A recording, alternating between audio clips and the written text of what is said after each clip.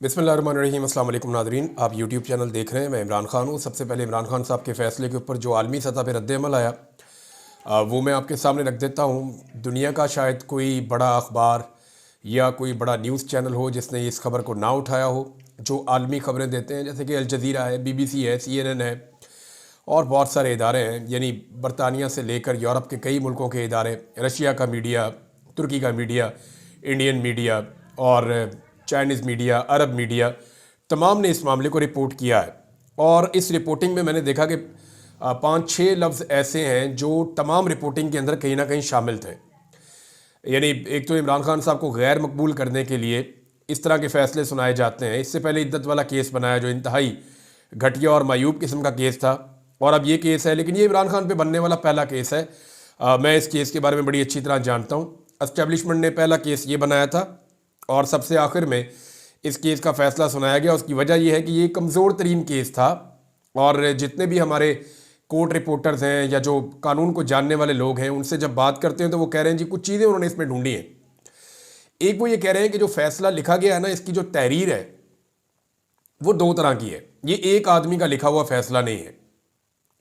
यानी तहरीर का एक हिस्सा ऐसा है जैसे लगता है कि ये पाकिस्तान की जो कानूनी लैंग्वेज है उसके अंदर वो लिखा गया है, वो जो तरीकाकार है हमारे यहाँ पे स्टीरियोटाइप एक चलता है वो है। और दूसरा एक हिस्सा जो है उसका वो ऐसा लगता है कि वो कहीं और किसी और लेवल के लोगों ने लिखा है। तो ये दो तरह की तहरीरें हैं जिनको इकट्ठा करके ये फ़ैसला बना है। तो इसलिए ज़रा फ़ैसला भी आपको पता है फिर टाइम लेता है, और उसके बाद इस फैसले को सुनाने में भी बहुत टाइम लगा है। बहरहाल दो तरह की तहरीरें हैं, ये दावा किया गया। दूसरा ये बताया गया कि फ़ैसले में तज़ादात है। यानी ये फैसले के अंदर जज साहब कुछ चीज़ें ऐसी कुछ बता रहे हैं जिनकी बुनियाद के ऊपर आप किसी को सज़ा नहीं दे सकते, लेकिन फिर भी उन तज़ादात के बावजूद ये सज़ा सुनाई गई। फिर जो प्रोसिक्यूशन है या जिसको सरकारी वकील कहते हैं, उन लोगों ने कुछ चीज़ें तस्लीम की हैं, और जो चीज़ें उन्होंने तस्लीम की उसकी बुनियाद के ऊपर इतनी बड़ी सज़ा सुनाई नहीं जा सकती। अब ये फ़ैसला तमाम लोगों का मुत्तफ़िका तौर पर यह मानना है कि जब हाई कोर्ट में जाएगा तो ये उड़ जाएगा। सवाल ये पैदा होता है कि इमरान खान साहब के ख़िलाफ़ होने वाला ये आखिरी फ़ैसला है, तो अभी इसके बारे में कुछ कहा नहीं जा सकता क्योंकि एक दो चीज़ें पेंडिंग रखी गई हैं। बहरहाल जितने मुकदमात बनाए गए थे सारे ऑलमोस्ट ख़त्म हो गए हैं, और अब सवाए 9 मई के या कोई दहशतगर्दी का डाल दें या कोई साजिश का डाल दें या कोई और चीज़ डाल दें, वो गद्दारी का डाल दें, तो वो एक अलग बात है। लेकिन ऑलमोस्ट इमरान खान साहब के मुकदमात ख़त्म हो गए हैं। ये मुकदमा भी जाके उड़ जाएगा। आलमी मीडिया ने इसको रिपोर्ट किया, मैं उसके बारे में आपको बता रहा था। और दुनिया भर के मीडिया ने, TRT वर्ल्ड हो, उसके ऊपर BBC हो, उसके ऊपर जो है BBC CNN हो, उसके ऊपर गल्फ टुडे है, इसके अलावा जो है वो मिरर नाउ है, खलीज टाइम्स है, अल जज़ीरा है, तमाम ने इसको रिपोर्ट किया है। बहुत सारे हैं, यानी मैं दर्जनों की तादाद में हैं, तो उनके सबके नाम तो मैं ले नहीं सकता। हाँ, लेकिन 5-6 लफ्ज़ हैं जो तमाम ने तकरीबन हर जगह पे मैंने देखा कि ये इस्तेमाल हुआ। उनमें एक लफ्ज़ है पॉलिटिकली मोटिवेटेड केस, ये वर्ड इस्तेमाल किया गया कि सियासी नौइयत का मुकदमा है। नंबर 2, विक्टिमाइजेशन का एक लफ्ज़ है, अब वो भी इस्तेमाल किया गया कि इमरान खान साहब को लंबे अरसे से निशाना बनाया जा रहा है, तो विक्टिमाइज किया जा रहा है। नंबर 3, मिलिट्री बैक्ड गवर्नमेंट, ये वर्ड इस्तेमाल किया गया कि ये जो इस वक्त हुकूमत बनी हुई है ये फ़ौज ने बनाई हुई है और मिलिट्री बैक्ड गवर्नमेंट है। चौथा लफ्ज़ जो हमने देखा वो एस्टेब्लिशमेंट का वर्ड यूज़ किया गया। पाँचवा, डीप स्टेट का लफ्ज़ कई जगह पे कवरेज के दौरान इस्तेमाल किया गया, जैसे अमेरिका में इस्तेमाल किया जाता है। एस्टेब्लिशमेंट और डीप स्टेट ये एक ही तरह के उस अल्फाज हैं। छठा जो है वो इमरान खान पॉपुलैरिटी, ये बहुत सारी जगहों पे मीडिया ने जब रिपोर्ट किया तो उन्होंने ये भी कहा कि इमरान खान साहब की पॉपुलैरिटी जो है वो एक प्रॉब्लम है पाकिस्तान में। इस वक्त जो रजीम मौजूद है या एस्टेब्लिशमेंट बैक्ड गवर्नमेंट मौजूद है, तो उनके लिए एक बड़ी प्रॉब्लम इमरान खान साहब की पॉपुलैरिटी है, जिसकी वजह से वो उन्हें छोड़ने से डरते हैं। तो ये जनाब इस तरीके से रिपोर्ट हुआ है, और इमरान खान साहब को नीचा दिखाने वाले लोग, यानी हुकूमत को इस हवाले से उम्मीदें वाबस्ता थी कि इमरान खान साहब को इसके बाद गैर मकबूल किया जाएगा, उन्हें करप्ट साबित करेंगे और सूरत हाल बदल जाएगी, लेकिन ऐसा हुआ नहीं। हालांकि पाकिस्तान तहरीक इंसाफ की जो क़यादत है, मैं क़यादत की जब बात करता हूँ तो वो लोग जो MNAs हैं, सेनेटर्स हैं, वो लोग जो पार्टी के अहदेदार हैं, वो लोग जो MPs हैं, मिनिस्टर्स हैं, अगर आप इनको देखें और दूसरी तरफ आप जो इमरान खान साहब के मुखालिफिन हैं उनको देखें, तो दोनों में फ़र्क ये है कि मुखालिफिन पूरा जोर लगा रहे हैं इमरान खान साहब को गैर मकबूल करने के लिए या उनको नीचा दिखाने के लिए या उनको गिराने के लिए। मुखालिफिन तमाम लोग ट्वीट करते हैं, चाहे वो वज़ीर है चाहे वो कोई और है, वो सब लोग बोलते हैं, सब लोग बयानियां बनाने के अंदर अपना पूरा जोर लगाते हैं, पूरा सिस्टम उनके साथ चलता है, वो फंडिंग करते हैं, सब कुछ करते हैं। लेकिन यहां पाकिस्तान तहरीक इंसाफ में लोग ऐसे हैं कि वो इमरान खान साहब की ट्वीट को भी रीट्वीट नहीं कर पाते। इमरान खान साहब के बयानिए का बोझ उठाना बहुत मुश्किल है और वो उनकी अपनी पार्टी नहीं कर पा रही। ये बदकिस्मती है, लेकिन ये है ना। अब तहरीक इंसाफ ने जो फौरी तौर पे फैसला किया है कि नज़रसानी इसकी अपील के अंदर जाएंगे वो, और इस्लामाबाद हाई कोर्ट से रुजू करेंगे। इस्लामाबाद हाई कोर्ट में यानी इसके अंदर पहली ऑप्शन तो यही है कि आमिर फारूक साहब की अपनी अदालत में लग जाए केस, क्योंकि नॉर्मली केस जाके आमिर फारूक साहब की अदालत में लगते हैं। तो मेरे ख्याल में पीटीआई को एक काम करना चाहिए, उन्हें यह करना चाहिए कि जो वकला का पैनल जमा करवाए ना, उसमें आमिर फारूक साहब के किसी रिश्तेदार का नाम डाल दें कि भाई ये आपका रिश्तेदार का केस है, आप सुन ही नहीं सकते। कुछ ऐसा करेंगे, आमिर फारूक साहब से जान छुड़वाएं, और बाकी जो लोग हैं, कोई और जजेज हैं, बाकी सारे जजेज किसी के पास भी जाएगा वो उड़ा के रख देगा, इसके अंदर है ही कुछ नहीं, सारे लोग ये कह रहे हैं। बहरहाल ये अगर आमिर फारूक साहब के पास जाएगा और वो फैसला देंगे तो फिर दोबारा अपील में चला जाएगा और फिर 2 जजेस बैठेंगे, तो ये टिक नहीं सकता लंबे अरसे तक, ये उड़ जाएगा केस और हाई कोर्ट में इसके पल्ले कुछ नहीं बचेगा। पाकिस्तान तहरीक इंसाफ की सिचुएशन में आपको बता रहा था, तो वो ये है कि 26 नवंबर वाला जो कत्लेआम है उसके ऊपर जो इन्होंने एक इस्तगासा दायर कर रखा है, वहाँ पे ये मुकदमा दर्ज करवाना चाहते हैं, सीसीटीवी फुटेज है, बाकी सारी चीज़ें हैं। संजीदगी का आलम यह है कि जब भी वहाँ पेशी लगती है अदालत में कोई जाता ही नहीं है। सारे एमएनए, सारे सेनेटर्स, ये सब इस्लामाबाद में होते हैं, पार्टी के अहदेदार ये भी इस्लामाबाद में होते हैं, कोई जाता ही नहीं। गरीबों का कत्लेआम हुआ, 13 लोग जो है वो दफन किए पाकिस्तान तहरीक इंसाफ ने, उनके अभी भी 30-35 लोग लापता हैं जिनके बारे में कुछ पता नहीं चल रहा। तो पाकिस्तान तहरीक इंसाफ के लोग अदालत में जाते ही नहीं है। गरीब आदमी मर जाए तो कोई अदालत में भी नहीं जाता, अमीर आदमी जो है वो सिर्फ उसकी चोट लग जाए तो सारे के सारे पहुंच जाते हैं। यानी बड़ा आदमी या एलीट क्लास है उसके लिए कुछ और है क्राइटेरिया पाकिस्तान में, गरीब आदमी के लिए कुछ और क्राइटेरिया है। इमरान खान साहब बाहर होते तो इस मुकदमे को पूरा लड़ते। जिले शाह को लेकर इमरान खान साहब ने बड़े ज़बरदस्त तरीके से मुकदमा लड़ा था, लेकिन पाकिस्तान तहरीक इंसाफ इसमें संजीदा नज़र नहीं आती। 29 जनवरी को अब दोबारा केस लगा हुआ है, जज साहब भी लंबी लंबी 20-20 दिन की डेटें डाल रहे हैं, लंबी लंबी डेटें। हालांकि पाकिस्तान तहरीक इंसाफ के सारे सेनेटर, सारे एमएनए, एमपीए, मिनिस्टर सारे वहाँ मौजूद हो ना अदालत में, तो 3 दिन से ज़्यादा डेट ना डले, वहाँ जाएं तो सही, प्रेशर तो बढ़ाएं, जाके बात तो करें जज साहब से कि हमें इंसाफ चाहिए। जब इनकी अपनी दिलचस्पी नहीं है तो जज क्यों दिलचस्पी ले एक ऐसे केस में जहाँ पे इतना शदीद किस्म का दबाव आता है एस्टेब्लिशमेंट का कि आप सोच नहीं सकते। बहरहाल पाकिस्तान तहरीक इंसाफ ने बड़ी कमज़ोरी के साथ ये केस लड़ा है। अच्छा, इमरान खान साहब जो हैं वो उन्होंने इस मीडिया की लड़ाई में जेल में बैठकर भी साबित किया है कि ये जो मीडिया की लड़ाई है उसमें वो इन सब का बाप है। मैं उसको वजह, थोड़े अल्फाज आपको अच्छे नहीं लगेंगे लेकिन मैं आपको वजह बताता हूँ। इन्होंने बंदे घुसाए जेल के अंदर के जाओ और जाकर बाहर आकर रिपोर्ट करो कि जनाब ये हो गया तो वो हो गया, इमरान खान घबरा गया, रो पड़ा। वो जो बंदे अंदर घुसाए वो बाहर आके जो है वो सफाइयाँ दे रहे कि नहीं बंदर मुझे तो नहीं कहा, नहीं मैंने तो सुना ही नहीं बंदर का लफ्ज़, नहीं उसको कहा होगा, मुझे नहीं कहा। वो बेचारे अपनी उन्होंने आके ये कहना था कि इमरान खान साहब के साथ ये हो गया, हमने ये देखा, हमने वो देखा। एक जुमला वो इमरान खान के मुंह से कमजोर नहीं निकलवा पाए। हालांकि इन्होंने बड़ी कोशिश की है।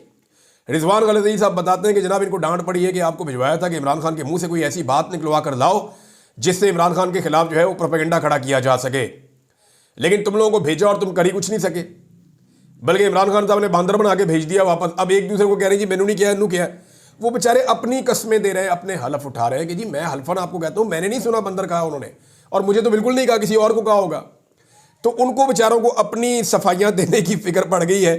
इमरान खान साहब के बारे में बताऊं, अगर वो डरे हुए होते ना, एक बात कॉमन सेंस की है ना, देखिए कुछ चीजें कॉमन सेंस से भी सोच लिया करें, और कॉमन सेंस अगर आप लगा दें ना, सिर्फ अपने दिमाग से काम ले लें, तो आपको इतना ज्यादा ये प्रोपेगेंडे का सामना ही नहीं करना पड़ेगा। मैं आपको कॉमन सेंस की बात बताता हूं छोटी सी।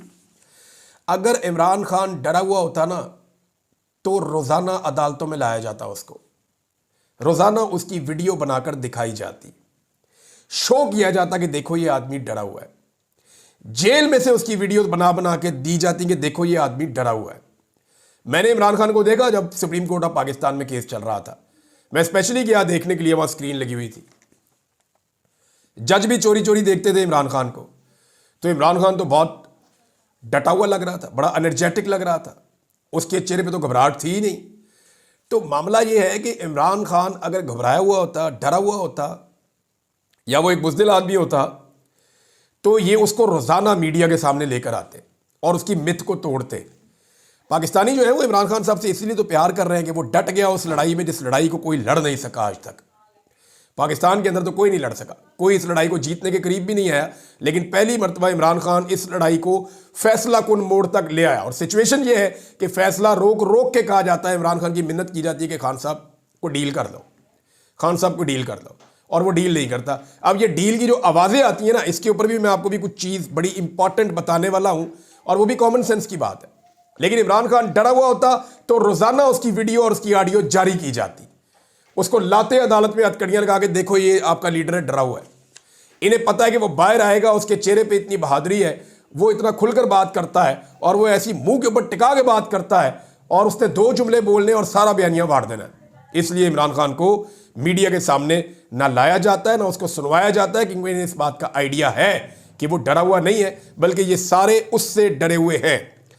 इमरान खान साहब ने अपनी पार्टी की एक कमेटी बनाई है, और उस कमेटी का काम ये होगा कि वो पाकिस्तान में जो इंसानी हकूक़ की खिलाफ वर्जियाँ हुई हैं, इस मामले को, क्योंकि अदालतें इमरान खान साहब की बात सुन नहीं रही, इंसाफ उन्हें पाकिस्तान में मिल नहीं रहा, पार्लियामेंट को रबड़ स्टैंप बना दिया गया है, जाली हुकूमत लाकर बैठा दी गई है, पूरा निज़ाम जो है वो कुचलने पे लगा हुआ है पाकिस्तान तरीके इंसाफ को। तो जो भी आदमी इंसाफ मांगता है उसके साथ इंसानी हकूक़ की खिलाफ वर्जियाँ होती हैं। अब इस पर इमरान खान साहब ने एक कमेटी बनाई है, ये 12 रुकनी कमेटी है, और ये लोग पूरी दुनिया के सामने रखेंगे मामला कि पाकिस्तान तरीके इंसाफ के साथ कैसा जुल्म और ज़्यादती हुई है। अब इसमें जनाब जो सबसे पहले नाम है वो असद कैसर साहब का है। असद कैसर साहब की सरबराही में बनाया गया है, कन्वीनियर वो हैं इस कमेटी के। फिर रऊफ़ हसन साहब हैं, एडवोकेट सलमान अबू ज़र नियाज़ी हैं, कंवल शौज़ब हैं, ब्रिगेडियर मुसद्दिक अब्बासी साहब हैं, एडवोकेट अली हैं, एडवोकेट नईम हैदर पंजूथा साहब हैं, फिर आलिया हमज़ा हैं, कासिम खान सूरी हैं, जुल्फ़ी बुखारी हैं, फिर आतिफ़ खान हैं यूनाइटेड स्टेट्स ऑफ अमेरिका से, और फिर सलमान हैं ऑस्ट्रेलिया से। तो इस तरह से जनाब ये एक इमरान खान साहब ने कमेटी बना दी है, और इंसानी हकूक़ के मामलात को आलमी सतह पर उठाने के लिए इमरान खान साहब की अब ये कमेटी पूरा जोर लगाएगी। ये इमरान खान साहब ने इंस्ट्रक्शंस दी हैं। अब इमरान खान साहब के जो सियासी मुखालिफिन हैं वो कस्में खा खा कर कह रहे हैं कि जनाब इमरान खान डरा हुआ था, और 3 मरतबा जनाब फैसला रोक कर फिर उसकी डील की मिन्नतें क्यों करते रहे। अगर डरा हुआ आदमी है तो मीडिया में उसकी वीडियो दिखाओ। और मैं आपको ये भी बता देता हूँ कि कल जब फैसला आ रहा था तो उसके लिए जो बंदे जेल में भिजवाए गए, उनमें ऐसे बंदे भी थे जिनको बाकायदा खुफिया कैमरा देकर भेजा गया था, ताकि इमरान खान साहब की पूरी वीडियो बनाई जाए, बुशरा बीबी की और इमरान खान की। इन्हें तवक्को ये थी जैसे इनको खुद गश पड़ जाते हैं फैसले सुन के, इनकी हालतें पतली हो जाती हैं, ये रोना शुरू हो जाते हैं, इनके मुंह उतर जाते हैं, लमक जाते हैं, तो इन्हें लगा कि इनको ऐसी वीडियो इमरान खान की या बुशरा बीबी की मिल जाएगी, या वो रोला डालेंगे, वावेला करेंगे, स्यापा करेंगे, तो हम जनाब वो वीडियो उठाएंगे और उठा के वो वीडियो जो है वो पब्लिक करेंगे, बाद में वक्त आने पे फ़ायदा उठाएंगे। तो जनाब अंदर कैमरे में जो आया गया बड़ी चालाकी के साथ, और इसमें एक सियासी जमात इन्वॉल्व है और उनके लिए ही ये काम किया गया है। बहरहाल वो वीडियो जो है वो पता नहीं काम आती है या नहीं आती, लेकिन ये कार्रवाई मेरी इतला के मुताबिक डाली गई है। अब एक फ़र्क को हमने समझना होगा कि डील लेने में क्या फ़र्क है और डील देने में क्या फ़र्क है। क्या इमरान खान साहब डील ले रहे हैं, या इमरान खान साहब पाकिस्तान के लिए एक डील दे सकते हैं या दे रहे हैं। देखिए, मुज़ाकरात, बातचीत और डील के अंदर फ़र्क है। मुज़ाकरात मुल्क की खातिर खान साहब करना चाहते हैं, पहले दिन से कह रहे हैं कि मैं मुल्क की खातिर मुज़ाकरात करने के लिए तैयार हूँ, क्योंकि रजीम चेंज ऑपरेशन के बाद से लेकर अब तक पाकिस्तान की जो मईशत है उसको बहुत नुकसान पहुँचा। पाकिस्तान में जो सरमायाकारी है, SIFC बनने के बावजूद, सब ने कोशिश कर ली, उसके बावजूद वो पाकिस्तान की तारीख की लोएस्ट के ऊपर है, बहुत कम सरमायाकारी हो रही है। फिर गुर्बत में पाकिस्तान में इजाफा हो रहा है, लगातार इजाफा हो रहा है। अभी मजीद लोग गुर्बत की लकीर से नीचे चले गए, 1,30,00,000 लोग मजीद नीचे गए हैं। अमन ओमान की सूरत हाल पाकिस्तान में मखदूश है। पाकिस्तान में दहशतगर्दी के वाक़यात लगातार बढ़ते चले जा रहे हैं, जो कंट्रोल नहीं हो रहे। बदउनवानी है, बैड गवर्नेंस है, हुकूमत काम कर नहीं पा रही, और ये बड़े संजीदा मसाइल हैं कि सारा कुछ तो है, जाली हुकूमत भी बना के दी, वो हुकूमत भी काम नहीं कर पा रही। उस हुकूमत को फौज की पूरी सपोर्ट है, एस्टेब्लिशमेंट उनके साथ खड़ी हुई है। जो बाइडन इंतजामिया ने उनको पैसा भी दिलवाया, सारा कुछ किया, उनको हर किस्म की सपोर्ट मिली, लेकिन हुकूमत डिलीवर नहीं कर पाई बदकिस्मती से। पाकिस्तान की फॉरेन पॉलिसी भी नाकाम रही है, उसके अंदर कोई फ़ायदा नहीं हुआ।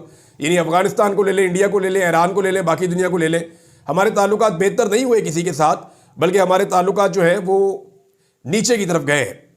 अब पाकिस्तान में जो एस्टेब्लिशमेंट की बदतरीन जानबदारी की वजह से इंसानी हकूक़ की पामालियाँ भी हुई हैं रिजीम चेंज ऑपरेशन के बाद से लेकर अब तक, और उसकी वजह से नफरत में और अदम एतमाद के अंदर इजाफा हुआ है। पाकिस्तानी मुल्क छोड़ छोड़ कर भाग रहे हैं। नौजवानों को पता है इसमें जान का खतरा है, लेकिन इसके बावजूद वो जाते हैं, वहाँ कश्तियाँ डूब जाती हैं, नौजवान जो हैं वो वहाँ पे जाबहक हो जाते हैं, वो जान से चले जाते हैं कि, लेकिन वो रिस्क लेते हैं कि उन्हें पता है पाकिस्तान में मुस्तकबिल कोई नहीं है। ये अदम एतमाद है पाकिस्तान की गवर्नमेंट पे और पॉलिसीज़ के ऊपर। तो जो दूसरी जमातें हैं जो इस वक्त इक़्तिदार के मज़े ले रही हैं, या जो सारे रल के बैठे हुए हैं इस वक्त, पीपल्स पार्टी, PMLN, MQM, बाकी जमातें, वो इस गंदे खेल में अपनी मकबूलियत को इतना ज़्यादा खो चुकी हैं कि वो तो कभी नहीं चाहेंगे कोई मुज़ाकरात हो, कोई बातचीत हो, चाहे पाकिस्तान का नुकसान होता है हो जाए, लेकिन वो अपना नुकसान कभी नहीं करवाना चाहेंगे, वो बातचीत का रिस्क नहीं लेंगे।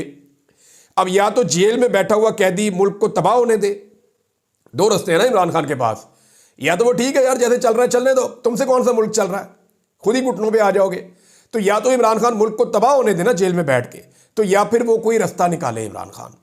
देखिए, जिस शख्स पर होने वाली ज्यादतियों की वजह से सारे रास्ते बंद हो गए ना पाकिस्तान के, वही शख्स रास्ता निकालेगा तो रास्ता निकलेगा, ये बात सबको समझनी पड़ेगी। अब इसमें डील क्या है? क्या इमरान खान साहब कोई ऐसी चीज मांग रहे हैं जिस पर उनका हक नहीं है? यानी इमरान खान साहब ने कभी नहीं कहा कि मेरे मुकदमात सारे खत्म कर दो। वो इमरान खान तो मैंडेट की और इंसाफ की बात कर रहा है, और डील करने वाले कभी इतने वोकल होते हैं, कभी इस तरह से खुलकर बात करते हैं डील करने वाले, या जिन्होंने डील करनी हो, वो तो ऐसे कभी नहीं होते। यानी मुझे अच्छी तरह याद है कि जब शरीफ खानदान डील कर रहा था तो इनके तो जनाब महीना महीना नहीं, साल साल इनके ट्विटर बंद रहते थे, इनकी सारी पार्टी को चुप का रोजा लग जाता था। जब जरदारी की डील हो रही होती है एस्टेब्लिशमेंट के साथ, जरदारी साहब पाकिस्तान से भाग जाते हैं, पीछे सारी पार्टी जो है वो हाथ पांव जोड़ के एस्टेब्लिशमेंट को मनाने में लग जाती है। तो इसमें डील या NRO, ये अब कहते हैं कि इसको जरा समझे कौन सी चीजें होंगी तो आपको लगना चाहिए कि इमरान खान ने डील कर दी। नंबर 1, क्या इमरान खान जेल से निकलकर बैरून मुल्क चला जाएगा? ये डील हो सकती है बिल्कुल, और ये डील ऑफर भी की गई कि आप जेल से निकलें और बैरून मुल्क चले जाएं। क्या इमरान खान ने यह माना? तो डील टुकरा दी। नंबर 2, चंद सालों के लिए क्या इमरान खान अपने आप को सियासत से दूर कर देंगे? ये डील हो सकती है ना, तो ये तो हमने नहीं देखा।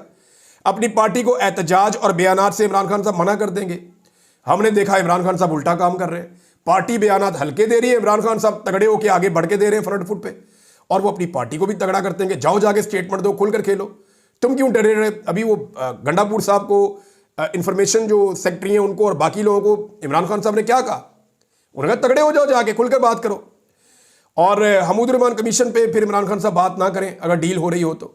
मार्शल लॉ, ये लफ्ज़ जो इमरान खान साहब इस्तेमाल कर रहे हैं, जरा देखें ना आप, इमरान खान साहब हमीद रहमान कमीशन की बात कर रहे हैं, मार्शल लॉ का लफ्ज़ इस्तेमाल कर रहे हैं, आमरीयत का लफ्ज़ इस्तेमाल कर रहे हैं, हकीकी आज़ादी का लफ्ज़ बार बार इस्तेमाल कर रहे हैं, रूल ऑफ लॉ का लफ्ज़ बार बार इस्तेमाल कर रहे हैं, बादशाहत का लफ्ज़ इस्तेमाल कर रहे हैं बार बार, बंद कमरों के फैसलों की बात कर रहे हैं, याया खान की बात कर रहे हैं। इंसानी हकूक़ की पामालियों पर इमरान खान साहब बोलना बंद कर देना अगर तो डील हो रही है, लेकिन डील नहीं हो रही, जब भी तो इमरान खान साहब ये सारे काम कर रहे हैं। जिन चीज़ों पर इमरान खान साहब से कहा जाता है कि माफ़ी मांगो, क्या इमरान खान साहब माफ़ी मांग रहे हैं? भाई डील तो ये होगी ना कि इमरान खान साहब माफ़ी मांगे, उनके बदले में उनको माफ़ी दे दी जाए और उन्हें बाहर भिजवा दिया जाए और ये सारी चीज़ें कर दी जाए। इमरान खान साहब माफ़ी मांगने के बजाय वो डिमांड कर रहे हैं कि माफ़ी मेरे से मांगो, ज़्यादती आपने हमारे साथ और पाकिस्तान के साथ की है तो माफ़ी तुम मांगो। तो ये डील नहीं है, इसकी बारीकी को आप समझें। डील उस तरह की होती है जिस तरह की नवाज शरीफ ने और जरदारी ने की थी, और ये बार बार करते रहे, इनका लंबा रिकॉर्ड है। कौम की याददाश्त ठीक होनी चाहिए कि डील किसे कहते हैं। इनमें से एक भी चीज़ इमरान खान नहीं कर रहा जो मैंने आपको बताई है, मगर वो इस निज़ाम को रास्ता देने के लिए तैयार है। मुल्क को आगे बढ़ाने के लिए बातचीत और मुज़ाकरात का पहले दिन से इमरान खान हामी है, और एक जिम्मेदार सियासतदान को ऐसा ही होना चाहिए। इसके बदले में इमरान खान की डिमांड है कि जिन लोगों को शहीद किया गया उनको इंसाफ दिया जाए, और गैर कानूनी तौर पर बिला जवाब जिन लोगों को सियासी बुनियादों पर जेलों में बंद रखा गया है उनको रिहा किया जाए। ये कौन सी डील है? ये तो वो डिमांड है जो पूरी दुनिया कर रही है। और नाज़रीन, अब ये जो मामला हो गया ना फैसले का, इसके बाद पूरी दुनिया में एहतजाज होगा। सज्जाद बरकी साहब हैं, पाकिस्तान तहरीक इंसाफ के सीनियर ओहदेदार हैं ओवरसीज़ पाकिस्तानियों में, उन्होंने ये कॉल जारी की है और बाकी ओवरसीज़ पाकिस्तानी भी कह रहे हैं कि अब इसके ऊपर भी वो एहतजाज करेंगे और आने वाले दिनों में आप देखेंगे कि ये जो कुछ किया गया, इमरान खान साहब के खिलाफ फैसला सुनाया गया, इस फैसले के खिलाफ एहतजाज भी होगा और ये अदालत में चैलेंज भी होगा और ये टिक नहीं सकेगा। अब जब ये चैलेंज होगा तो देखते हैं कि जो निज़ाम है उसकी नीयत क्या है इमरान खान को लेकर के।